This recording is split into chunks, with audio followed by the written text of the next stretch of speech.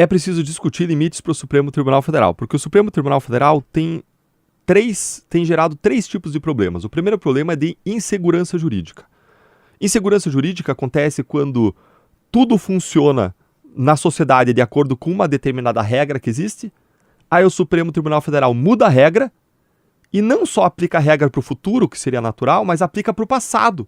Como se a gente tivesse que ter bola de cristal e descobrir, adivinhar o que o Supremo vai decidir no futuro, para já se comportar de acordo com uma regra que não existe ainda e que eles vão estabelecer. Isso é absurdo.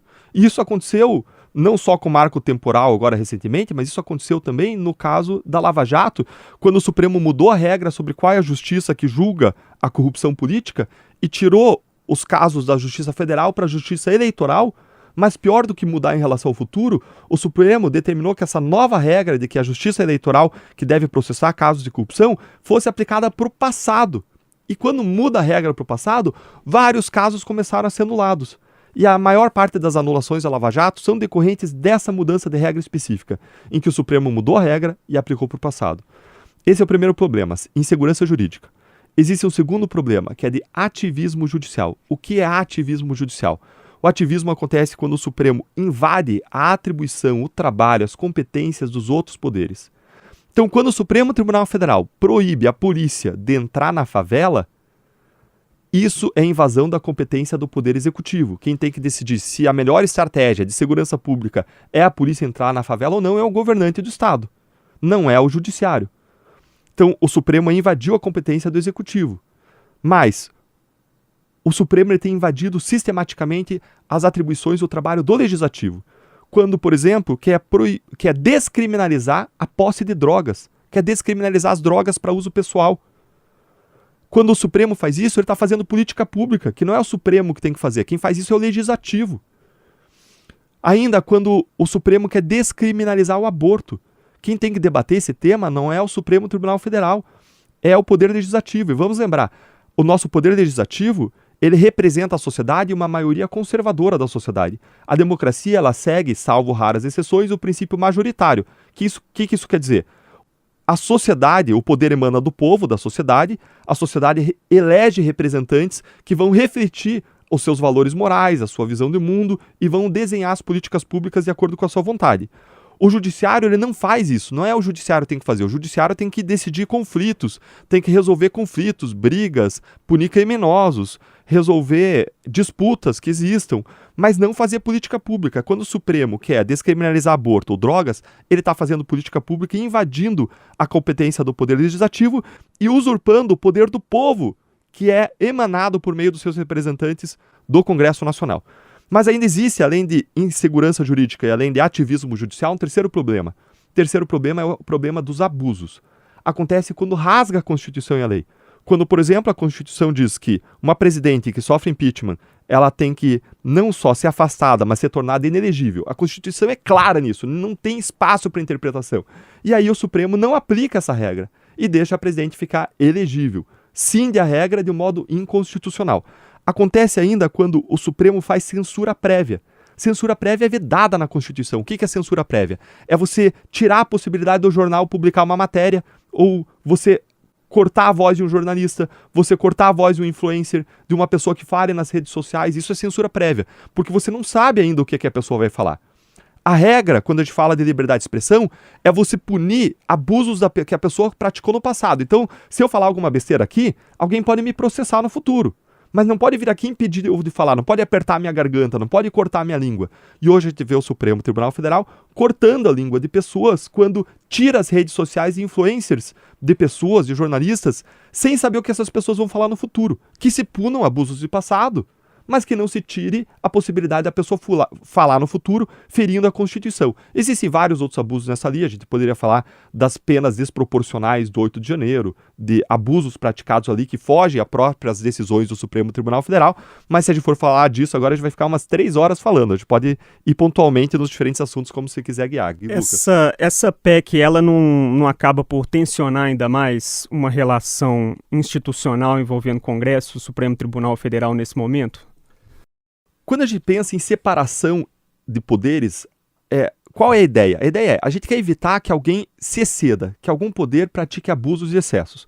Então, a ideia que veio lá de Locke, de Montesquieu, lá no século XVIII, foi o seguinte: vamos separar o exercício do poder em 3 diferentes estruturas, em 3 diferentes poderes, para que um freie o outro e nenhum pratique abusos. E aí, no Brasil, você tem o poder legislativo, o Congresso Nacional, o poder executivo, o presidente da República, o Poder Judiciário, o Supremo Tribunal Federal, no nível federal. São esses 3 grandes poderes que devem se frear. Qual é o problema e a distorção que aconteceu no Brasil? O Supremo Tribunal Federal acabou se colocando como um poder supremo, como um poder que está acima dos outros, como uma espécie de poder moderador, que a gente não tem no Brasil, não está na nossa Constituição. Mas ele se coloca como alguém que não só dirime conflitos entre os outros poderes, mas entre ele mesmo e os outros poderes. E aí sofreu uma distorção.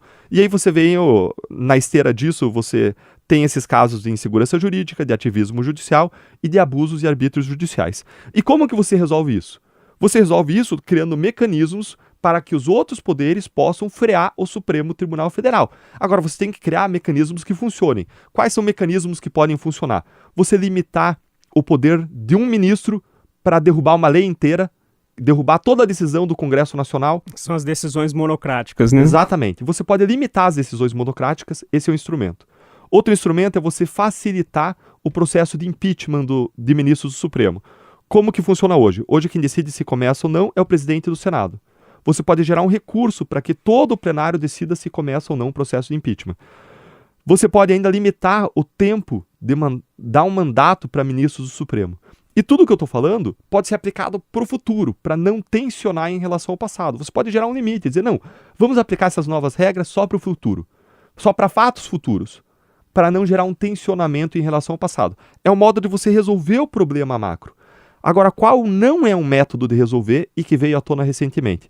Recentemente se propôs uma proposta de emenda à Constituição do equilíbrio dos poderes, que permitiria ao Congresso Nacional revisar as decisões do Judiciário. Isso seria um desastre. Se a gente tivesse essa proposta de equilíbrio dos poderes valendo, a gente não teria mensalão, a gente não teria lava-jato. Por quê? Porque no nosso sistema, o chefe do executivo, o presidente, ele tende a cooptar o legislativo. É o que a gente viu no mensalão, tinha pagamento de mesada, e o Congresso ia decidir de acordo com o que o presidente queria. Depois a gente viu outros mecanismos, uns mais legítimos, outros menos legítimos, como distribuição de cargos, de emendas, de salários, para que os parlamentares apoiem o governo.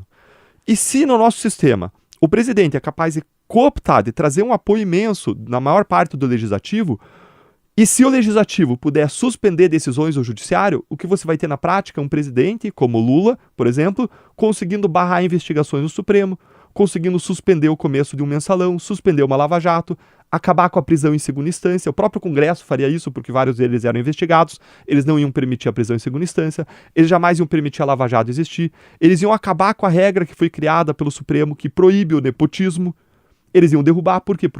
Por que eles nunca proibiram o nepotismo? Porque vários colocavam esposas, filhos, parentes nos cargos.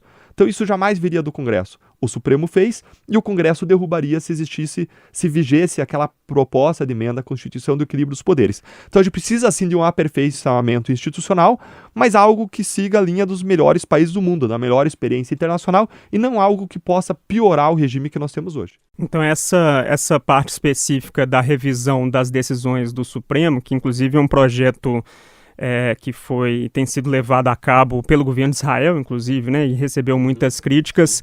Essa parte eu acho que deveria deixar o projeto, que não faz sentido, seria pior do que outros pontos ali daquela PEC. A gente precisa buscar mecanismos que aperfeiçoem o sistema, não que tragam riscos maiores, não que tragam malefícios maiores. Nesse momento, eu entendo o Congresso tratar desse assunto como um jeito de botar o bode na sala. O jeito de trazer à tona a discussão sobre a necessidade de limitar abusos e excessos do Supremo Tribunal Federal. Agora, no mérito dessa proposta do equilíbrio dos poderes, ela não é boa. Ela daria poderes ditatoriais para um presidente da República que controla o Congresso. Por quê?